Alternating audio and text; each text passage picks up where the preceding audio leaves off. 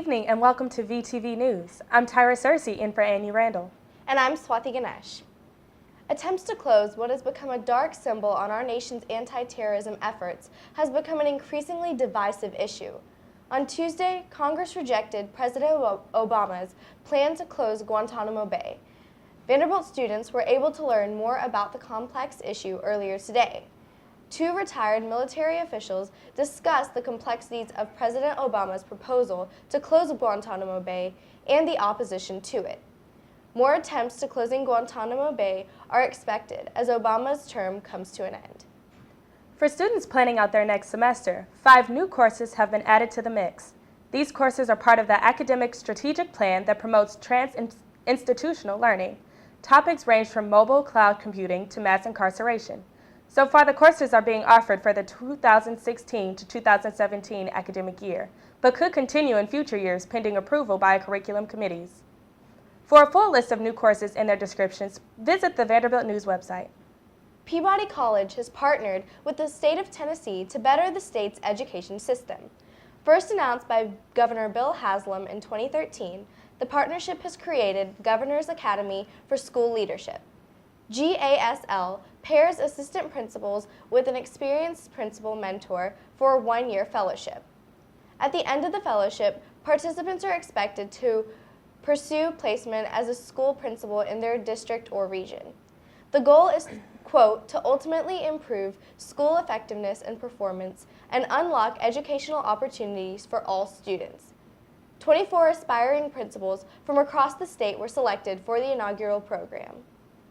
While you may think that campus is big enough, Vanderbilt has plans to grow.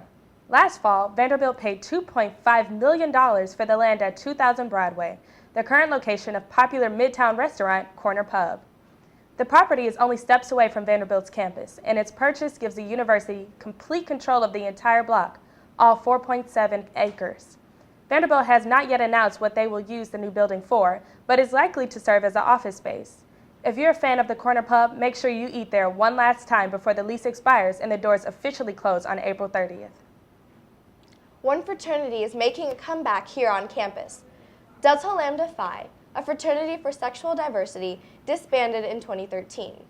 Now Quentin Turner is bringing it back. The sophomore worked to spark interest this past summer after getting the green light from the Office of Greek Life. The national organization approved his request in January, and last weekend the colony inducted 12 members.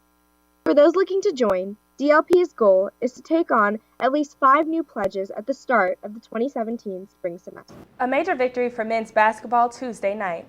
The 87-74 win over the Florida Gators puts the Commodores in a good place as they fight to get into the NCAA tournament. But the most memorable part of the matchup was the shot made by center Josh Henderson, just as the buzzer sounded, signaling the end of the first half. What seemed to be a sure dunk by Florida's Skylar Rimmer was blocked by shooting guard Matthew Fisher-Davis. Henderson then catches the ball, almost immediately launches it, and makes the jaw-dropping shot. The throw spanned nearly 80 feet, on a court only a distance of 94 feet in length. You can catch the Commodores back in action this Saturday against the Kentucky Wildcats.